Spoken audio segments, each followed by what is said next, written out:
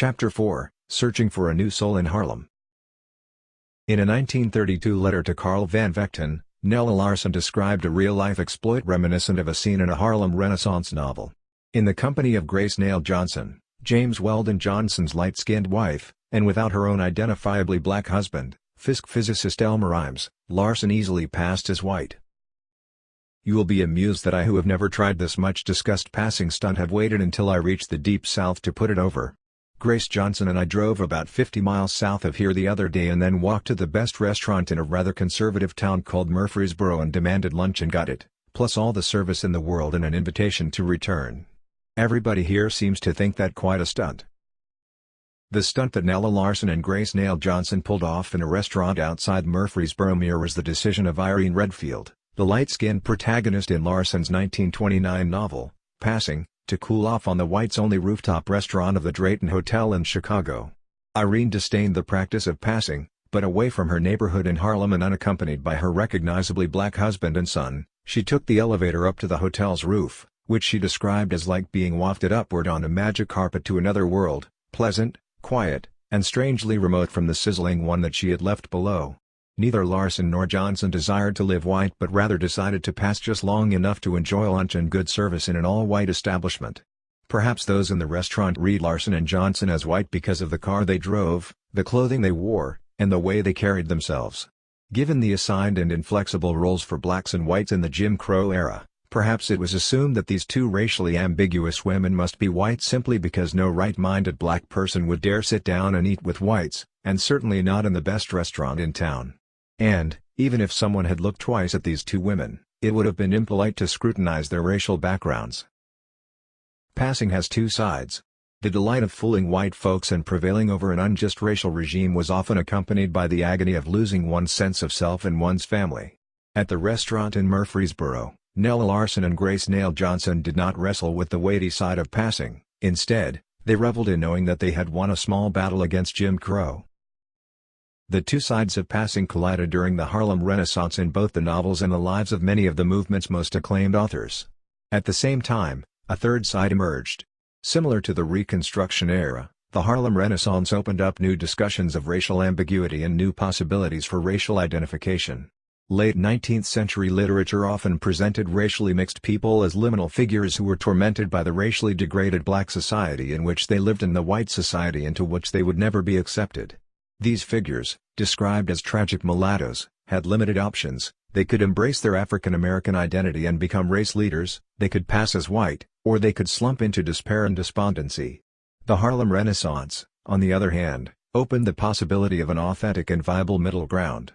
A new opportunity for absolution arose by staking out a synthesis of black and white, or a new race, in which black folk culture was foundational and restorative.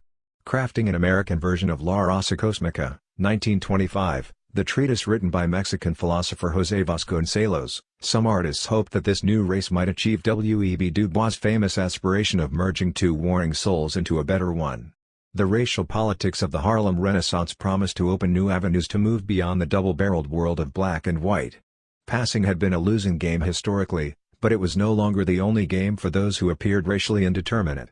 The Harlem Renaissance opened an alternative strategy for achieving racial wholeness, which dispensed with the tragic mulatto figure and allowed for the recognition of mixed-race identities.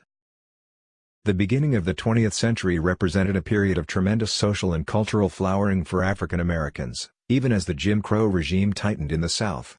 A generation of black activists and artists emerged during the first waves of the Great Migration to embrace a new attitude toward blackness and to affirm black culture.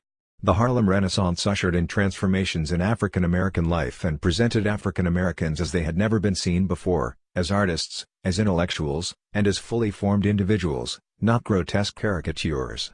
Stalled political and economic progress led race leaders to see cultural advancement as a more powerful offensive in the fight against Jim Crow.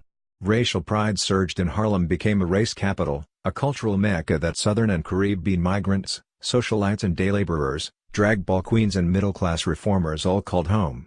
Those who did not live in Harlem were drawn to it like a magnet, eager to experience its exuberant and often salacious nightlife, and to judge for themselves whether or not Harlem lived up to its billing as the nightclub capital of the world. The Harlem Renaissance was nothing short of a cultural revolution. As Alain Locke roused his readers in The New Negro, 1925, The Manifesto of the Movement, we are witnessing the resurgence of a people. Negro life is finding a new soul.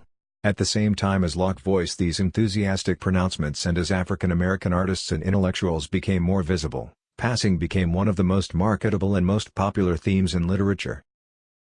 Indeed, the nation witnessed a veritable explosion of literary work on racial passing precisely at a moment when black artists celebrated blackness and racial pride. During the 1920s and the early 1930s, black and white authors alike found avid readers and enthusiastic audiences as a market for novels and plays about passing flourished. First published in 1912, James Weldon Johnson's novel, The Autobiography of an Ex-Colored Man, only became widely popular upon its re-release at the height of the Renaissance in 1927.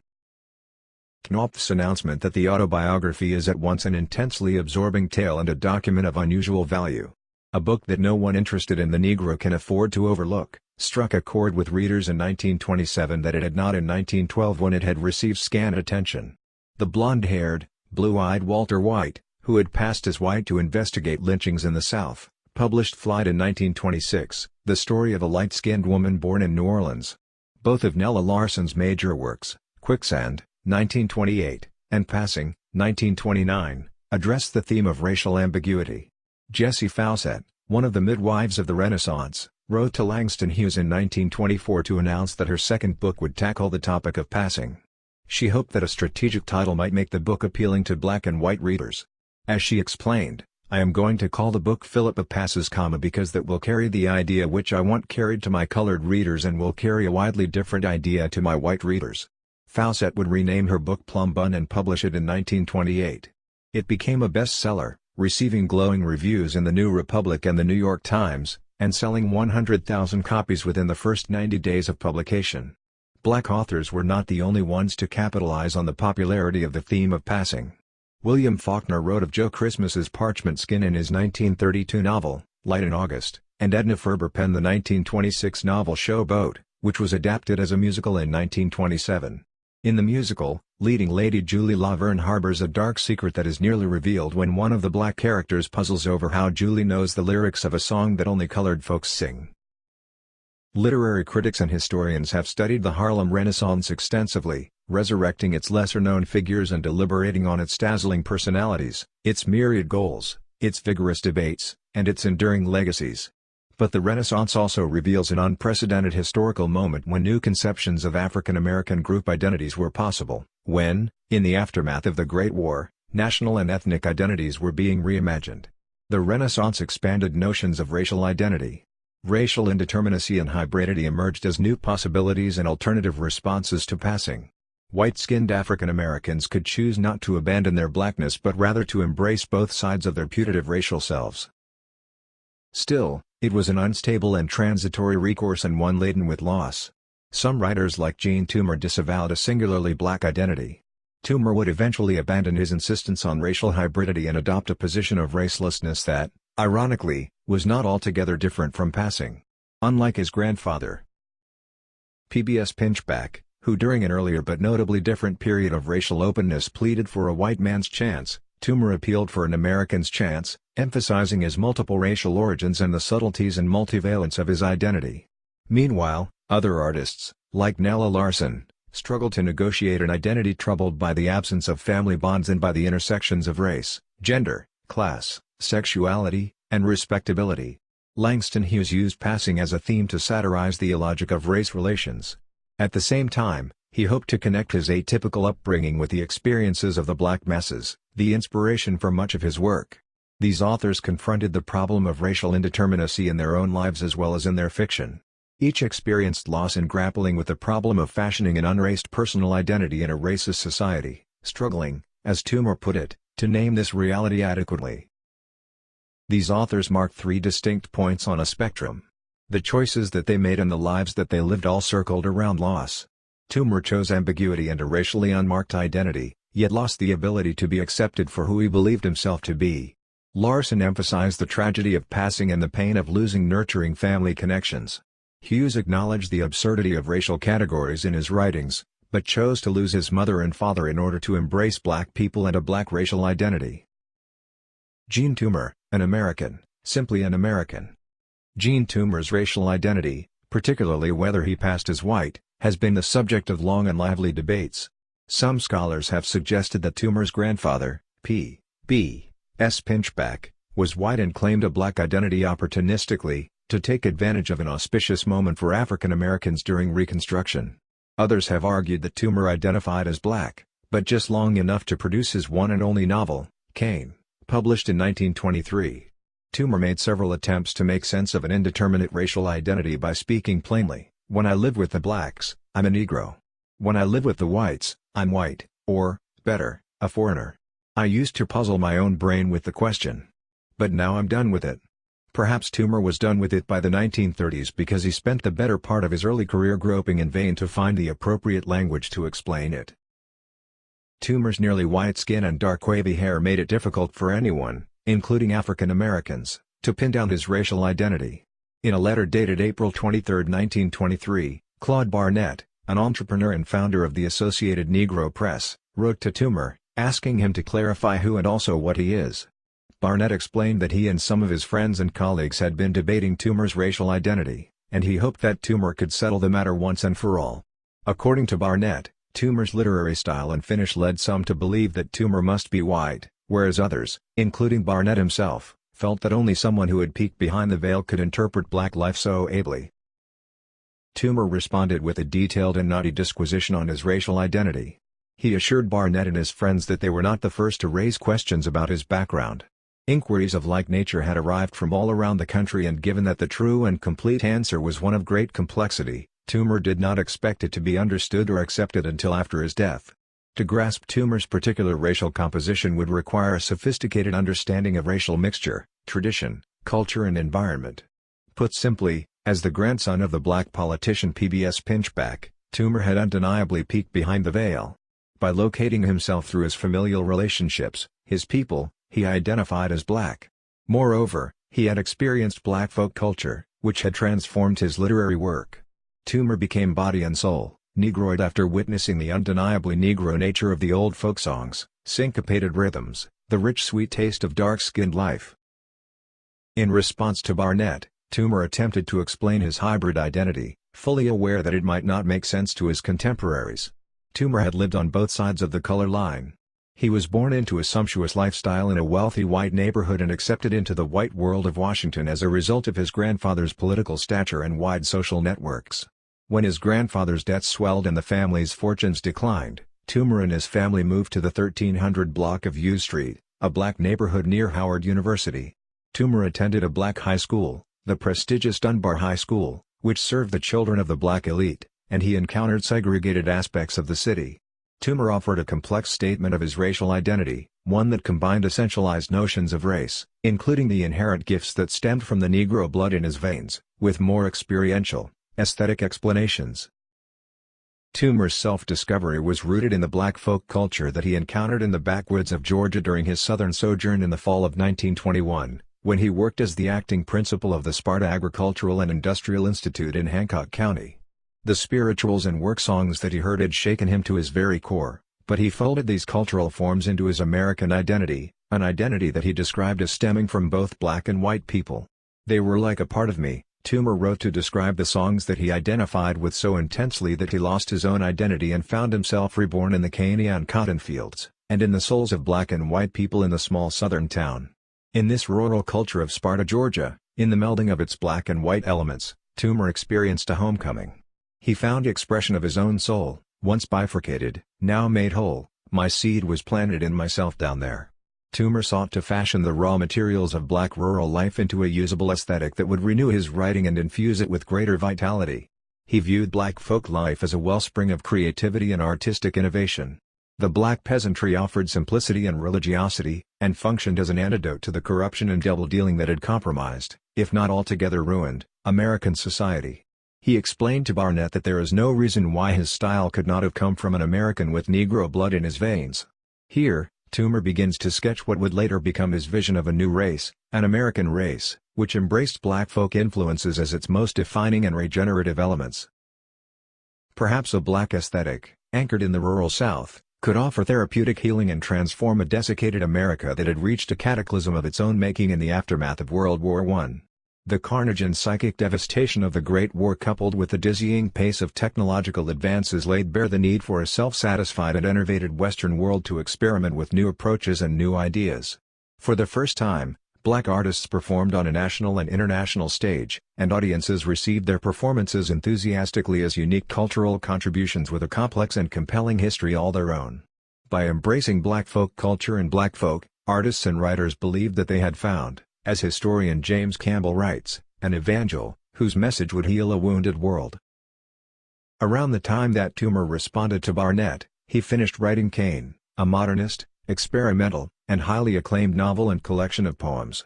Cain was a swan song that mourned the inevitable passing of African American folk culture in the South. Toomer solemnly anticipated the assimilation of rural black folk into the general outlines of American civilization, or of American chaos. He expected some aspects of black folk life to continue to inflect the psychology of African Americans, but he knew that the richness of the culture that he experienced in Georgia was fleeting. And he was troubled by what kind of society would remain once the vitality and verve of the rural folks were gone. 100 years from now, Toomer wrote, "These Negroes, if they exist at all, will live in art. They are passing. Let us grab and hold them while there is still time." A son of Washington's fabled black elite who had been baptized in the Roman Catholic Church, Toomer had discovered a new self, a new body and soul that he believed could give him purpose and a more robust literary voice. The folk not only represented a resource that Toomer could mine to make his novels and poetry hale and hearty, the folk was a vehicle through which Toomer could suture his multiple identities. Toomer wrestled with the question, what constitutes racial identity? And his experiences in Georgia underscored the fact that racial affinity was made of much more than skin color. Skin color, according to Toomer, overdetermined and distorted racial identity. For Toomer, race was social and did not inhere in individuals but rather was created and experienced by groups of individuals. Race was also inherently mixed. Toomer claimed an American identity that, while rooted in black cultural forms like spirituals and work songs, could not extricate its black elements from its white components. Toomer was right. The authentic black folk culture that he found in Georgia was passing. In Song of the Sun, a poem published in Cain, Toomer narrates this loss, in time. For though the sun is setting on, a song-lit race of slaves, it has not set. Though late, O soil, it is not too late yet, to catch thy plaintive soul, leaving, soon gone. Leaving, to catch thy plaintive soul soon gone. The South was undergoing dramatic transformations by the 1920s as staggering numbers of African Americans fled the South and laid their hopes for better lives at the North Shore during the post-World War I waves of the Great Migration. Toomer worried that this loss would be exacerbated by the problem that other artists, particularly members of the middle-class black intelligentsia, steeped in a politics of respectability, could not see it and might even be directly hostile to black folk culture. In a 1922 letter to Lola Ridge, the editor of the literary magazine Broom, Toomer wrote of his deep disappointment in the anemia and timidity, emotional, in folks who were just a generation or two removed from slavery. Toomer was dismayed to find that these people, even though they were full-blooded blacks, were afraid to hold hands, much less love. As the beauty, simplicity, and intimacy of rural culture disappeared, the higher strata of Southern blacks expressed ambivalence, if not disdain, toward traditional forms of black culture. Toomer bemoaned the fact that the Negroes in the town derided spirituals by calling them shouting. They preferred the faster-paced, urbane music that emanated from Victrolas and player pianos. To Toomer's deep regret, the forces of modern life were too swift and too powerful for the folk spirit was walking in to die on the modern desert. That spirit was so beautiful. Its death so tragic. This sorrowful passing is the foundation of Toomer's writing in Cain. Toomer's authenticity as body and soul, Negroid and the artistic and emotional heft and inspiration that he drew from Southern black folk won his work high praise. But in the literary world, it also lodged him as a Negro artist writing about distinctly Negro themes. William Stanley Braithwaite wrote, "Gene Toomer is a bright morning star of a new day of the race and literature," and Count Cullen described Cain as a real race contribution, a classical portrayal of things as they are. After reading one of Toomer's essays in The Double Dealer, Sherwood Anderson wrote to Toomer, "I liked it more than I can say. It strikes a note that I have long been wanting to hear come from one of your race. Your work is of special significance to me because it is the first Negro work that strikes me as really Negro." These commendations collapse the intricate and multiracial identity that Toomer sought to cultivate. To these observers, Toomer was unquestionably gifted, but first and foremost, he was a Negro writer. By the 1930s, Toomer would become more reticent, even hostile, to the notion that he was Negro, body and soul. In this process of self-formation, Toomer wrestled with his ideas about race and with his understanding of his place in the world. He tried to carve out space for himself and a racial identity that was neither black nor white. Toomer's frustration with the racial limitations that others placed on him reached a fever pitch in July 1930 when James Weldon Johnson wrote Toomer for permission to include some of his poems in a revised edition of the Book of American Negro Poetry Anthology. The earlier version had been released before many of the younger writers of the Harlem Renaissance had come of age. Toomer offered a convoluted yet unequivocal response to Johnson's request. Toomer described the various and mixed stocks of which Americans are comprised and stressed that as complicated as the matter of descent might be, we are all Americans. To Toomer's mind, racial divisions or divisions presumably based on descents had been overstated. No poem of Toomer's would be published in Johnson's updated edition. Toomer was insistent that his poems did not belong in a Negro anthology because he saw himself as an American, not as a Negro. As Toomer explained, he recognized that the Negro art movement has had some valuable results, but it was simply not for him. He wished to withdraw his name and his work from all things which emphasize or tend to emphasize racial or cultural divisions. Toomer hoped that Johnson and others would reach the same conclusion. Rather than defining poems as Negro or Anglo-Saxon, Toomer hoped that his work could be recognized as primarily a product of himself, and secondarily, as a product of America's long history of racial intermixture. Toomer hoped to be known not as the first great Negro author, as his white publishers and colleagues insisted, but rather as a great American author. For a moment, Toomer believed that Sherwood Anderson, author of Winesburg, Ohio, might understand his predicament. Winesburg, Ohio, published in 1919, composed of 22 short stories, and set in a small town, shared Kane's modernist and unconventional structure. Like Toomer, Anderson believed that black folk culture could be scoured as a source of artistic creativity. Toomer held Anderson in the highest regard, but Anderson's narrow view of Toomer's racial identity would ultimately disappoint him. In their early correspondence, Toomer spoke of being profoundly moved by Anderson's work. Toomer saw similarities in the content and the spirit of Kane and Winesburg, Ohio, and he was pleased to know that the appreciation was mutual. "I think that you touch most people that way. And when my own stuff wins a response from you, I feel a linking together within me, a deep joy, and an outward flowing." This outward flowing, or Anderson's yay to life as Toomer called it, correlated with the impulses that Toomer had to write about the natural elements of rural life and to reach for the beauty that the Negro has in him. Just as Anderson perceived Toomer's writing as really Negro, Toomer returned the compliment, praised Anderson, and expressed his indebtedness to him for evoking an emotion, a sense of beauty that is easily more Negro than almost anything he had seen. Despite this seemingly profound connection between Toomer and Anderson and despite the shared admiration for the emotional depth of each other's work, Toomer quickly became frustrated with Anderson's misunderstanding of the complexity of his racial identity. After exchanging a few letters with Anderson, Toomer wrote to his close friend and leading light of the lost generation, Waldo Frank, to explain this ideological conflict. "Sherwood Anderson and I have exchanged a few letters. I don't think we will go very far. He limits me to Negro. To try to tie me to one of my parts is surely to lose sick me. My own letters have taken Negro as a point, and from there have circled out. Sherwood, for the most part, ignores the circles. In direct contact I am certain that I would like him. But I need something more." Toomer was equally frustrated by his publisher's decision to feature Kane as a Negro novel. Horace Liveright, Toomer's publisher, was certain that he had hit upon an idea that would boost Kane's sales. Liveright did not want readers to accidentally overlook Toomer's racial identity. Instead, he wanted a definite note sounded about Toomer's colored blood, so that the real human interest value of Toomer's work would be abundantly clear.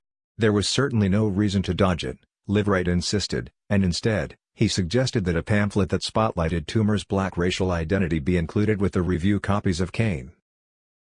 Toomer was aggrieved by Liveright's plan, but worse still, he was stung and deeply disappointed in a man whom he believed understood him, a man whom he considered a friend.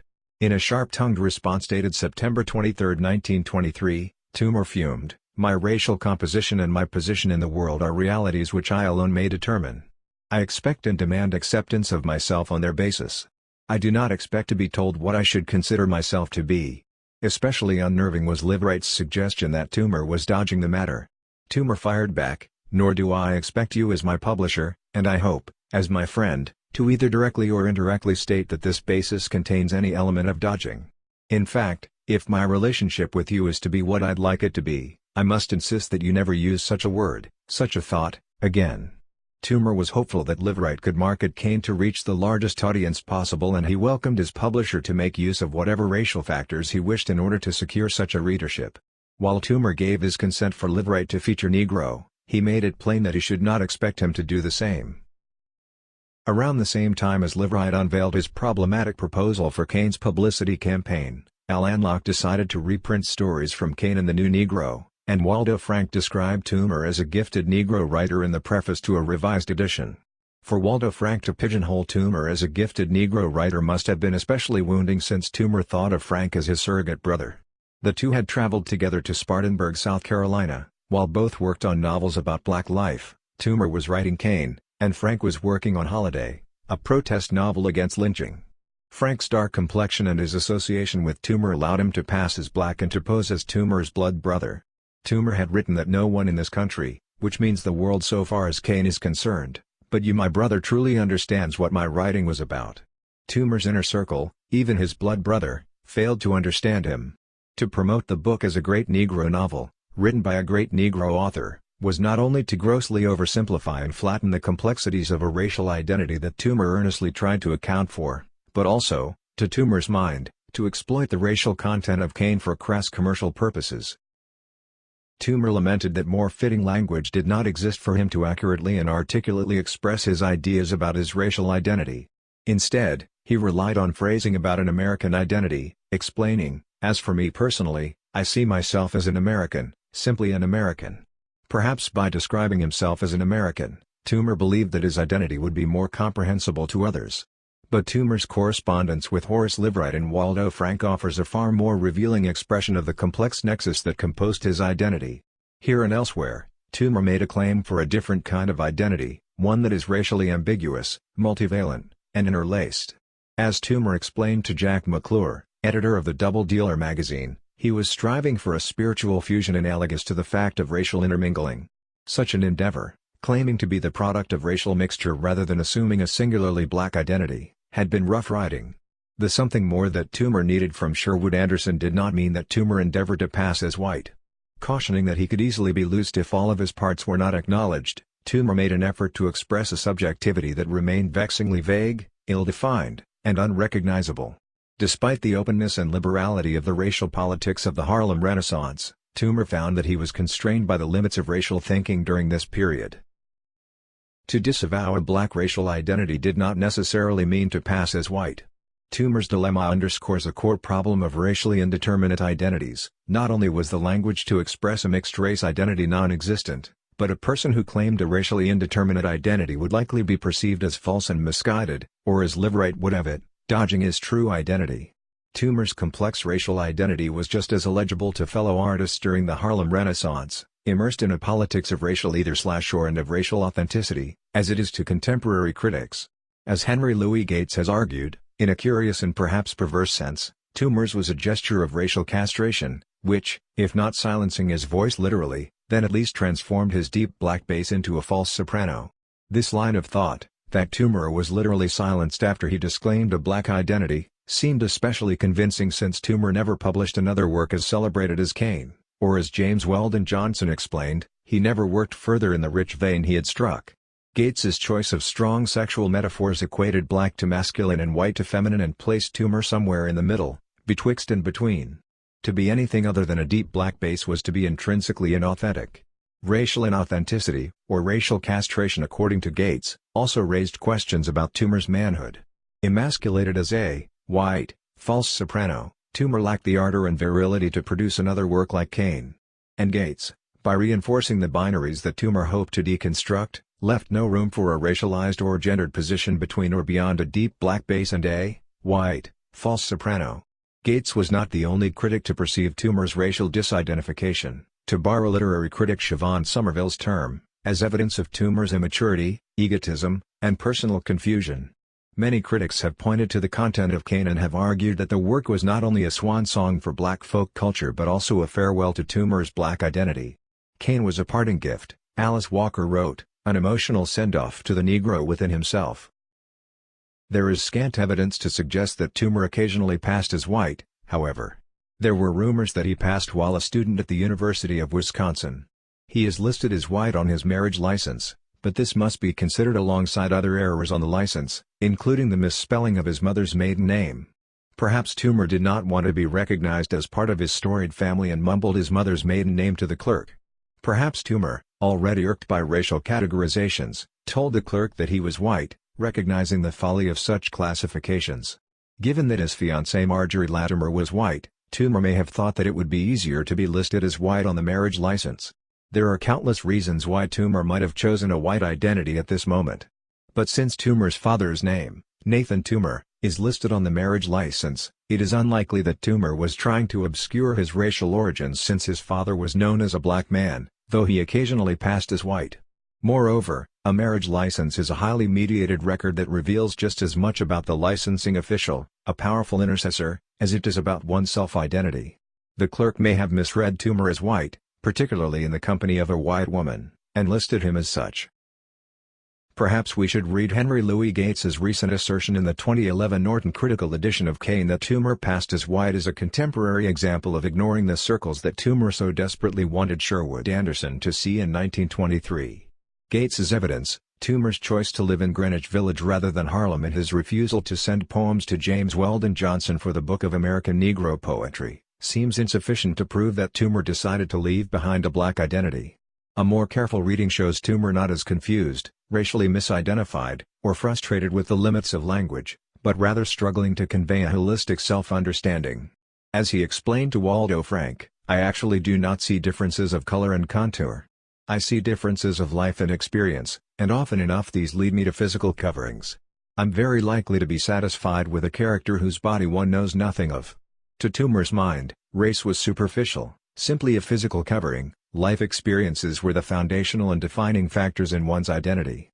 Perhaps Elizabeth Alexander's poem Toomer comes closest to a deft articulation of the fragmented racial identity that Toomer tried to explain. "I did not wish to rise above or move beyond my race. I wished to contemplate who I was beyond my body, this container of flesh." Toomer did express his thinking about race. The trouble was that most critics, past and present, have refused to take Toomer at his word. Despite Toomer's eloquent and unequivocal statements, his racial identity remained fixed by prevailing American racial categorizations.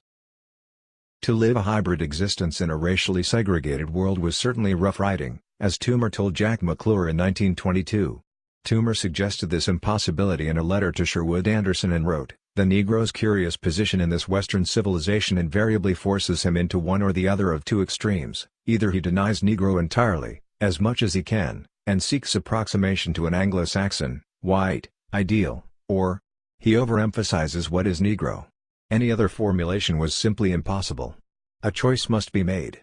Even Claude Barnett asked Toomer to pick one, he must either be black or white. Hardly at a loss for words to describe his racial position, Toomer's answer was an unequivocal no. His answer was not audible, either to his contemporaries or to many critics later. Even astute scholars such as W.E.B. Du Bois and James Weldon Johnson, as well as Toomer's closest friends, white and black, failed to comprehend him or the complexity of race as he envisioned it. Hybridity and racial ambiguity were unworkable, even during the Harlem Renaissance, and therefore, the default option became passing as white. But it must be underscored that Toomer did not pass as a conscious act. Ultimately, Toomer disappeared from the black world and from the larger public and sought refuge in obscurity. He decided to study Eastern mysticism, Jungian psychology, and psychoanalysis. He joined the Society of Friends, and he became a follower of the spiritual leader George Gurdjieff. As Harlem exploded into a bloody riot in March 1935, as the Great Depression ravaged the publishing world and created breadlines that wrapped around Harlem's once bustling streets, and as the Renaissance began to appear decadent, apolitical, and more of a fad than a meaningful movement, the option of claiming the kind of mixed-race identity that Toomer desired was dashed, not to appear again until the late 20th and early 21st centuries. Nella Larson, everybody has people. Everybody. Unlike Jean Toomer, Nella Larson accepted racial categories. She had no choice. Race had overdetermined her life circumstances, severed her familial relationships, and heightened her emotional and professional insecurities. Larson was lost in Harlem, but just like the protagonists in her novels, she seemed equally misplaced overseas, in Chicago, or in the South. For Toomer, The Harlem Renaissance represented the first hour of hope that his racial identity might be recognized. But Larson's mixed-race identity, detached from the familial lineage and the personal attachments that would give it meaning, had been split into fragments. The emotional toll had been too high for Larson to ruminate on her identity or to debate its content and value with others. Toomer believed that he would be made whole once his parts were recognized. Larson's parts had been scattered too far to collect and reassemble into a coherent entity. During the summer of 1927, Nella Larson was at the end of her rope. In a letter to her friend and Harlem socialite Dorothy Peterson, Larson complained, "Right now when I look out into the Harlem streets, I feel just like Helga Crane in my novel. Furious at being connected with all these niggers." Larson's ambivalent relationship with African American identity has led some literary critics to argue that Helga Crane, the protagonist of Larson's first novel, Quicksand, published in 1928, is a semi-autobiographical character. Like Helga, Larson lacked a stable home, which impinged on her ability to construct a coherent identity. Larson's reputation as the mystery woman of the Harlem Renaissance had much to do with the fact that she was secretive about the details of her early life and was concerned that others, especially members of the black middle class, would perceive her family background as disreputable. Her mother was white, and her father was a black man from the West Indies. When her parents' relationship collapsed, and her mother remarried a white man, Larson's presence became ever more problematic to the new family, especially in the increasingly segregated city of Chicago. Discarded by her mother and sent away from her family to be among her own people at Fisk University, Larson wrestled with feelings of abandonment, displacement, and anxiety as a result of the fragility of her primary familial attachments. Larson's experiences reveal what happens when notions of race, self, and family, usually deeply entangled, burst apart. Unlike most African Americans, Larson did not trace her ancestry to the American South or to the long history of Southern slavery, but rather to the Dutch West Indies and to Denmark. At a time when nearly 70% of African Americans lived in the South and when most African Americans in the North kept close ties with their Southern kin and considered the South their ancestral home, Larson had no Southern relatives, black or white. She had no knowledge of and no relationships with any black relatives, with the exception of her father who died when she was 3. It was best for Larson to keep quiet about her Scandinavian roots and to refrain from speaking about her mother. Few would understand her ancestry because it could not be mapped onto any familiar racial genealogies. Groups spelled trouble for Larson. She remained an outsider and never truly belonged to any group, and certainly not to one with mostly African American members. Despite her mother's best efforts to send Larson to a place where she might live happily among her own people, Larson was expelled from Fisk for violating the dress code. As an assistant superintendent nurse at the Tuskegee Institute in Alabama, Larson found the climate so stultifying and became so nauseated with the school's conservative leadership that she and the administration parted with mutual disgust and relief. Larson finally settled into a comfortable place as the children's librarian at the lively 135th Street branch of the New York Public Library, where she would become part of a Harlem social circle that included Walter White, Dorothy Peterson, Carl Van Vechten, James Weldon Johnson, and Grace Nail Johnson. Still, she felt ill at ease among Harlem's Dictie Society women.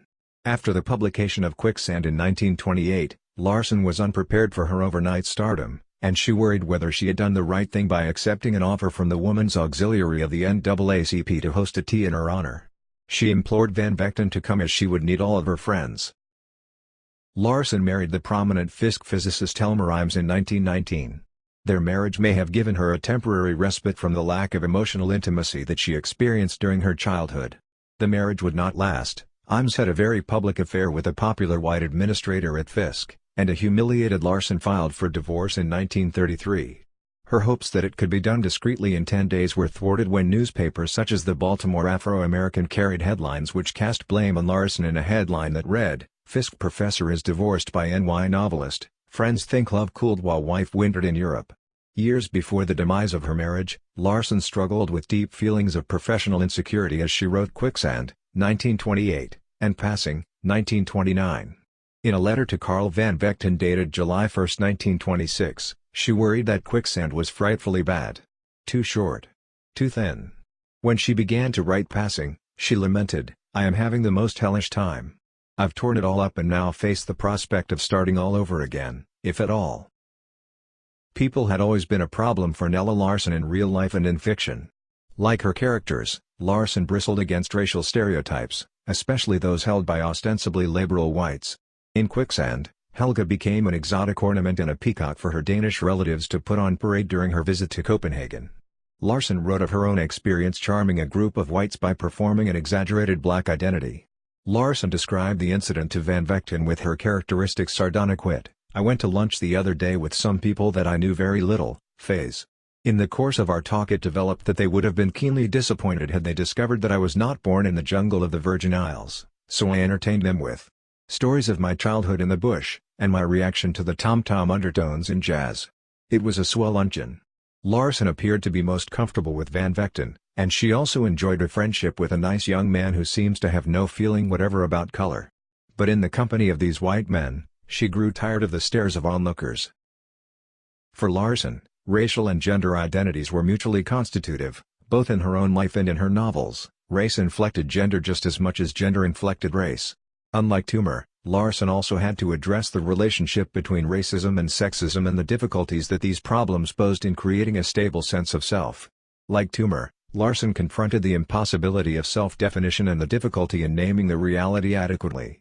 But unlike Toomer, who descended from an honorable lineage and had been raised in a secure family headed by his domineering grandfather, Larson lacked the familial attachments, personal connections, and sense of peoplehood that Toomer experienced in Washington, D.C. Her miserable childhood left her in a state of racial confusion.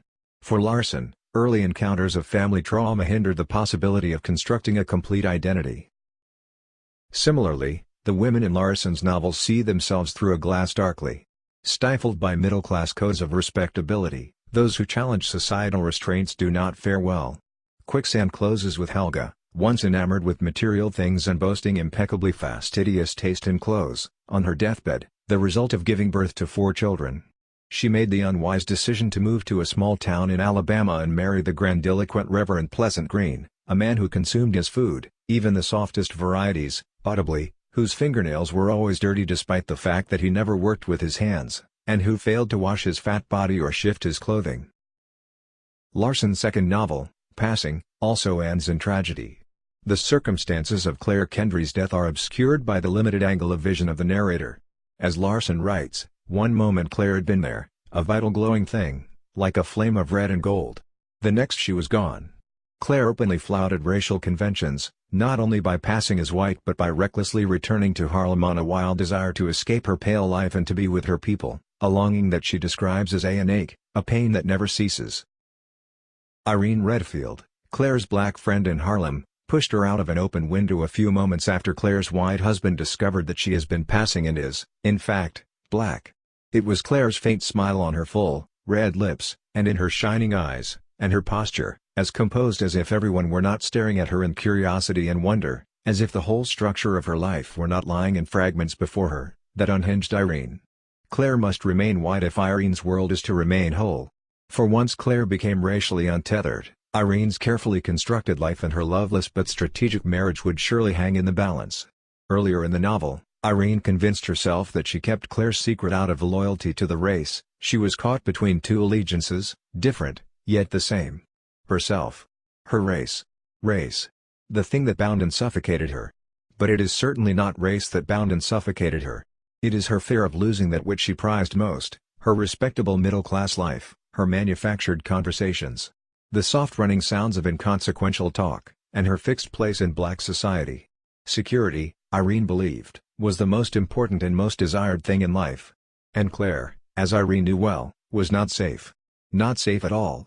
Ultimately, Irene demonstrated her disinterest in the race and her ability to act far more impulsively than Claire.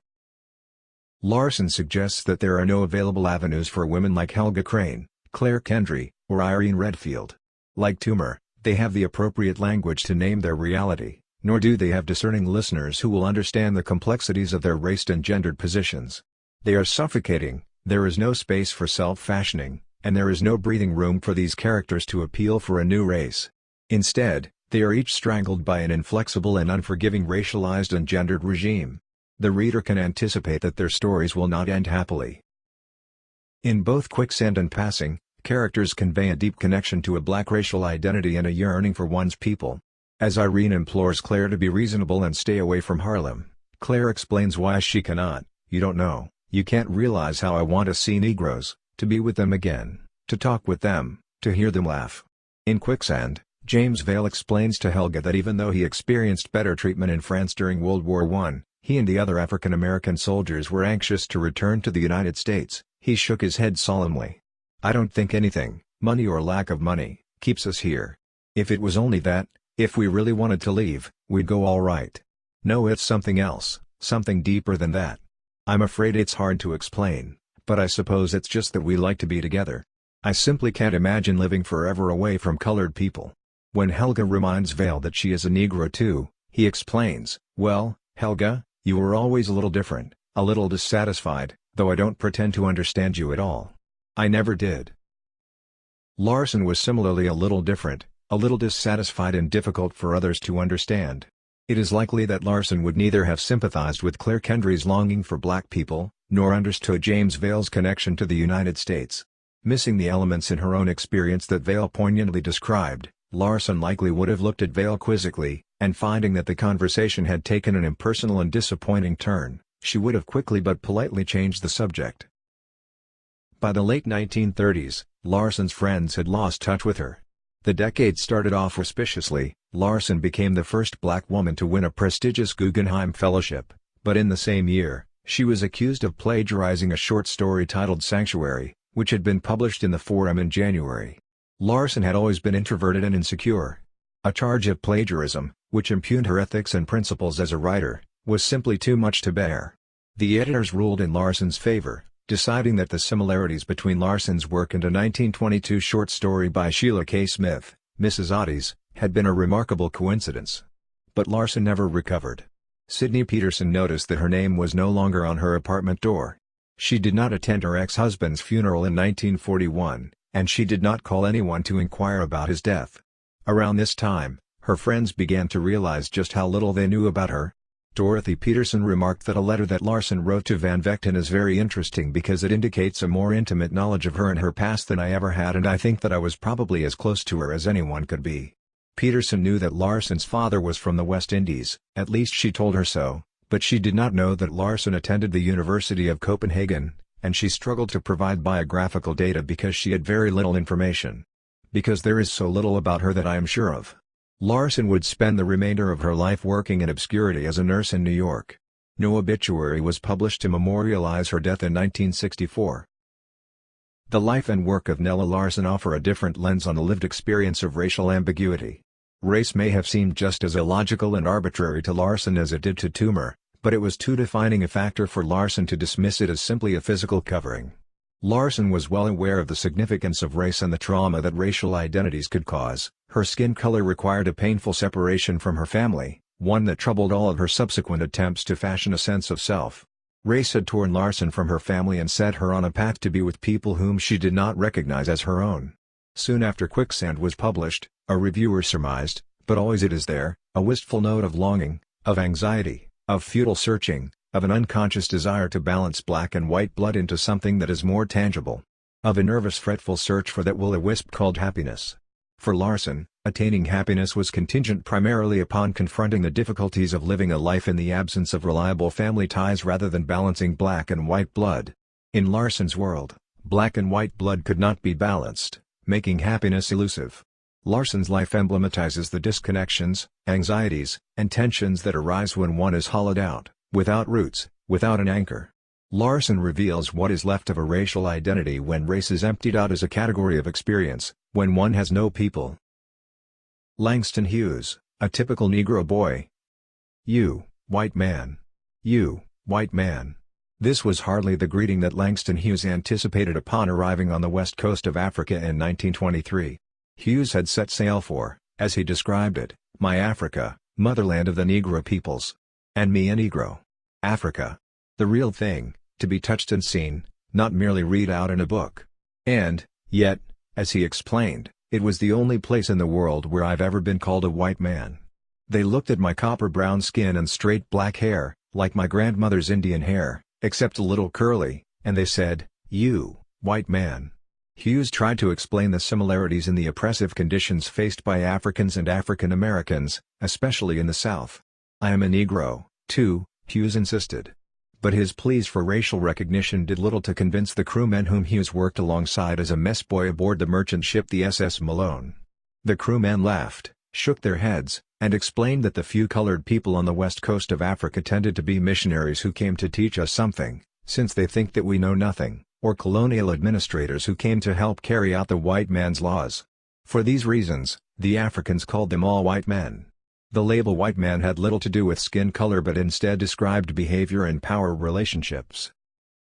In contrast to Toomer and Larson, Langston Hughes encircled himself with black people. Like Toomer, he was racially mixed, though both of his parents were light-skinned blacks, and like Larson, he perceived himself as an unwanted child. But Hughes devoted his career to writing about the pleasure and pain of black life, and he measured his success by his reception among black audiences. The embrace of black people mattered most to him, even if it meant losing his mother and his father. Hughes thought that maybe he had been a typical Negro boy, despite the fact that he had an uncommon childhood. His father was a lawyer who lived in Mexico City, and his mother was largely absent during his formative years. Hughes had slept in at least 10,000 strange beds over the years of being shuttled back and forth between Mexico City, Missouri, Kansas, and Illinois. Like Toomer, Hughes descended from a storied family. His grandmother had been the first black woman to graduate from Oberlin, and her first husband had been a free man who died while participating in John Brown's raid at Harper's Ferry. His granduncle was John Mercer Langston, a famous congressman from Virginia, elected in 1888, and later a minister to Haiti and the first dean of Howard University Law School. Similar to Nella Larson, Hughes descended from a racially mixed background. His ancestry included almost an equal number of whites as blacks. When Hughes wrote Not Without Laughter, 1930, he wanted to capture a typical black family in the Midwest, so he created aunts that he didn't have, modeled after other children's aunts whom he had known.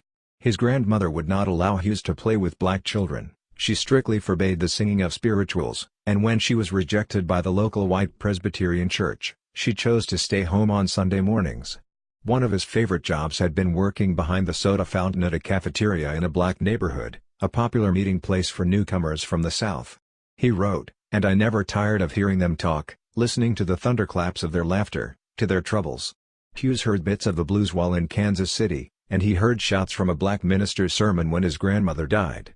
Hughes relished the coming of Southern migrants, low-down folks, as he affectionately called them, while his mother winced at their arrival. Indeed, by the 1940s, Hughes would lament that Harlem just isn't nappy-headed anymore, except for the first 10 minutes after the hair is washed. Following that, the Sheen equals Valentinos and the Page Boy Bobs are as long as Lana Turner's. Just as Gene Toomer's revered rural folks had given up spirituals for Victrolas, Hughes's beloved low-down folks were no longer low-down at all. For Hughes, passing represented a sudden and traumatic breakup, the loss of one's people and one's identity. In a poem titled Passing, Hughes captures glimpses of black life on a Sunday summer afternoon in Harlem, Grandma's gospel hymns, the Dodgers on the radio, Harlem's residents attired in their washed and ironed and cleaned best. But the poem ends on a blue note: those who cross the line to live downtown miss the pleasures of these sights and sounds. Hughes wrote about passing as a practical joke at the expense of whites, but more often, passing became a trenchant way for Hughes to identify the painful losses and sacrifices that occurred when the color line was crossed. Hughes felt a deep connection and a strong fidelity to black people. These feelings of loyalty and kinship may have been a response to his father's unapologetic hatred of blacks. In his autobiography, The Big C, 1940, Hughes explained that his father hated Negroes and therefore, he hated himself too, for being a Negro. Hughes described the summer that he spent with his father as the most miserable he had ever known. Just like Nella Larson, Hughes longed for attention and affection from his family, and he also felt lonely and abandoned. But unlike Larson, Hughes spent a few short but enjoyable years with his aunt and uncle in Lawrence, Kansas, after his grandmother died. These family members were neither boastful nor bourgeois like most of Hughes's family, and as Hughes explained, "There have never been any better people in the world. I love them very much." In contrast to Larson, who had been discarded by her mother and who never found a stable or lasting home among her people, Hughes willingly sacrificed his relationship with his father to nestle himself more closely to black people. Hughes wrote one of his most famous poems, The Negro Speaks of Rivers, on his journey to Mexico, where he would reunite with his father. Struggling with the emotional distance that stretched between his parents and him, Hughes wrote the poem as both a repudiation of his father and a meditation on the beauty of black people. Reflecting on the long history of black people made Hughes's personal suffering more tolerable. Hughes left Columbia University after spending 2 semesters studying mining engineering, his father's idea. He never saw his father again, and he did not receive any more money from him. It was a small price for Hughes to pay. Hughes relied on the theme of passing to poke fun at American race relations and the absurdity of the color line. In the short story Who's Passing for Who? Hughes expected an evening in the company of a well-meaning but dull white couple to be less about fun and more about sociology until the couple reveals that they are black and just temporarily passing as white. The evening takes an unexpected but delightful turn. Then everybody laughed. And laughed. We almost had hysterics. All at once we dropped our professionally self-conscious Negro manners, became natural, ate fish, and talked and kidded freely like colored folks do when there are no white folks around. We really had fun then, joking about that red-haired guy who mistook a fair colored woman for white. After the fish we went to 2 or 3 more night spots and drank until 5 o'clock in the morning. Hughes's story captures the joys of being part of an inner circle where self-conscious Negro manners could be dropped and where jokes, laughter, and conversation flowed freely. But as the revelry ended in the early hours of the following morning, the couple revealed even more startling news. Pulling away in a cab, the wife shouted back to Hughes and his friends, "Listen, boys. I hate to confuse you again. But, to tell the truth, my husband and I aren't really colored at all. We're white. We just thought we'd kid you by passing for colored for a little while, like you said Negroes sometimes pass for white." Dumbfounded by the woman's disclosure, which poked fun at widely held folk knowledge that blacks were especially attuned to the telltale signs of racial identity, Hughes writes that he and his friends weren't sure which way they had been fooled. Hughes told Carl Van Vechten that this was a story about some Negroes who wanted to jive some white folks but got double jived themselves. Hughes reveled in the playful and subversive potential of the practice of passing. Although Hughes asserted that as long as white folks remain foolish, prejudiced and racially selfish, they deserve to be fooled. No better for them, he also recognized the painful, human costs of passing. Relocating to Chicago enabled a protagonist in Hughes's short story Passing to make the decision to marry white and live white, yet he feared that a chance encounter with his brother or sister would ruin his plan.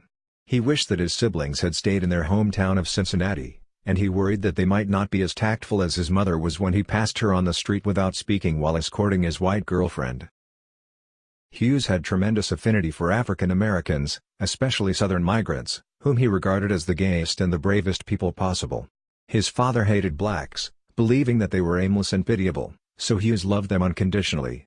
His father disparaged Hughes's aspirations to become a writer and warned him not to stay in the United States where he would live like a nigger with niggers, so Hughes lived most of his life as a writer in Harlem, the epicenter of the black world. Unlike Nella Larson, who was sent away from her mother and lived a life without any people, Hughes interlaced his life with his people, even if it meant breaking away from his mother and his father. Receiving the Spingarn Award on June 26, 1960, Hughes accepted the honor in the name of the Negro people. "Without them, on my part, there would have been no poems, without their hopes and fears and dreams, no stories, without their struggles, no dramas, without their music, no songs. Without the Negro people," he seemed to say, "there would be no Langston Hughes." The Harlem Renaissance, a momentary flirtation with racial openness, raised more questions about identity and racial categories than it could answer. At that moment in the developing story of identity, some African Americans questioned whether they were primarily American or African, artists or individuals, black, white, both, or neither. Jean Toomer, Nella Larson, and Langston Hughes each came from mixed racial backgrounds. Each chose a different path. Toomer hoped to create an unmarked identity and to deconstruct racial categories by arguing that race could not adequately capture the multiple realities and the possibilities of his experiences. But despite his articulateness, he struggled to find the language to communicate his ideas in a way that others could understand. Nella Larson's tormented childhood caused by the absence of reliable primary attachments created multiple personal conflicts. An insecure racial identity was just one of a legion of troubles. Larson's life and works also reveal the ways that race inflected gender and gender inflected race. Just like Larson, many of her fictional protagonists were trapped at the intersection of their gender and racial identities and shared Toomer's frustration with the inability to name their reality adequately.